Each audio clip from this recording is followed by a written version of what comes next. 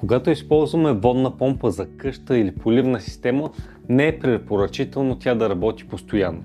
Затова тези помпи обикновено са оборудвани с разширителен съд и пресостат в хидрофорен режим. Пресостатът е устройство, което автоматично включва помпата, когато налягането в системата падне при консумация на вода и я изключва, когато тази консумация спре. За разлика от механичните пресостати, електронните модели, познати още като прес-контроли или флуид контроли, имат и допълнителна защита.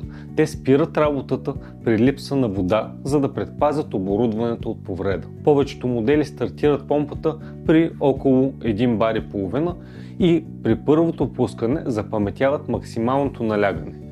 При смяна на помпата, устройството трябва да се изключи от захранването, за да се настрои наново. Сега ще покажем как да свържете два различни прес-контрола. Повечето прес-контроли се монтират вертикално на изхода на помпата, но модел G-Max EPC4A с вграден манометър позволява и хоризонтален монтаж.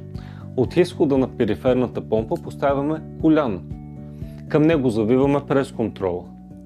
След това добавяме коляно с вътрешна резба, свързваме полиетиленова тръба и с още един фитинг насочваме водата към системата. Предлагаме и прес-контрол EPC10 специално за системи с разширителен съд. Той позволява настройка на долна и горна граница на налягането. На помпата завиваме коляно с колендрова гайка и поставяме петорник. Отворът за манометър се затваря с тапа. Монтираме прес-контрола на резбата. На единия изход с вътрешна резба свързваме мека връзка и към нея разширителен съд. В случая ползваме 24 литров, той е съобразен с капацитета на помпата. От другия изход тръгваме към инсталацията с адаптор за полиетиленова тръба. Ако имате нужда от допълнителни съвети или помощ при избора на точния прес-контрол, свържете се с нас.